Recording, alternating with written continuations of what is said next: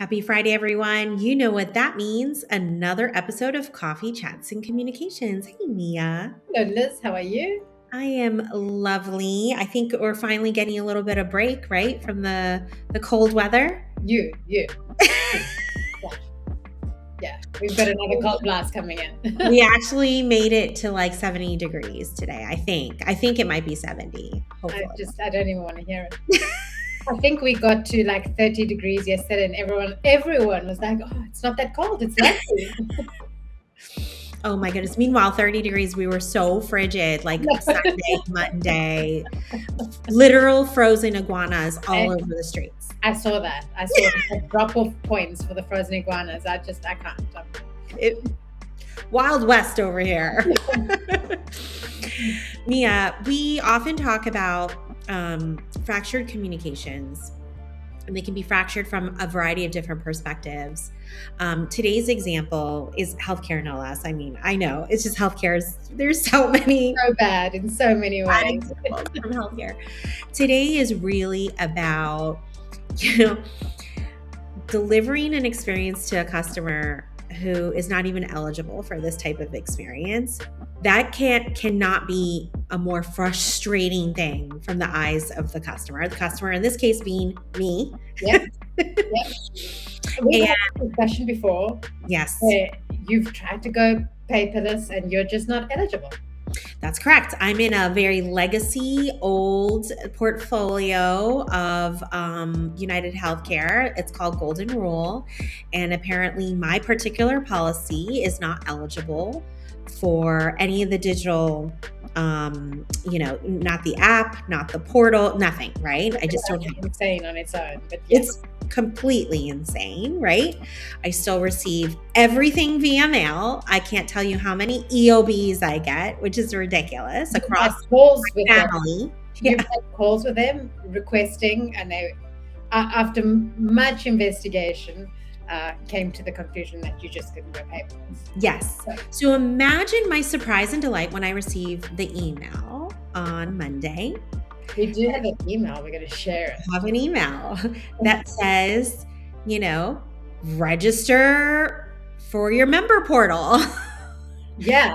You must have been so excited. Finally, you can go pay for this. I was very excited. I immediately went and clicked through. Now, looking at this email, there are a lot of buttons here. There are way too many calls to action.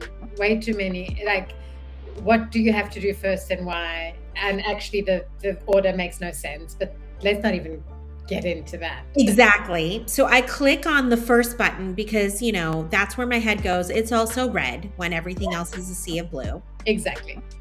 I go there, and apparently the first thing I have to do is actually create a health safe ID, which is what that third button was explaining. But when I go through that process, it asks me for my name, my date of birth, super easy stuff. Then it asks me for the last 9 digits of the insured's ID number. So not my member number, not my group number, but now I have to go. The policy is actually under my husband's name. So I'll have to hit. Very annoying because I was not told that from the get-go, right? In the email, which is what it should have told me. Even in that little health safe part. Just right at the top, it should have said, this is what you need before you can register. Exactly. And then, so I go through this process, and then I create this health safe ID, and then it says you are actually not eligible to register for the member portal. They wasted your time. Complete. They sent an email to a customer that is not eligible at all. So got your hopes up for no reason. Yeah. Waste your time. Will you trust them in the future? No. So you know what's going to happen when I receive that again? I'm going to delete it. Yeah. And I'm not going to attempt to register because in hindsight, I should have looked for, you haven't been able to register before. We've updated our system. Considering they blanketly send stuff out, do you really think they would ever customize anything? Apparently not. Apparently not. Because, I mean, let's be honest. If they know who I am, they're sending me this email. I should be able to register the account very seamlessly, right? Correct. You already know my member ID number. Yeah. All of that. So frustrating on all ends. And this goes back to how fractures erode customer trust. Erode the customer trust. It's not even a fracture. There's just no thought put into who does this benefit, who needs this, and who should receive it. It makes no sense.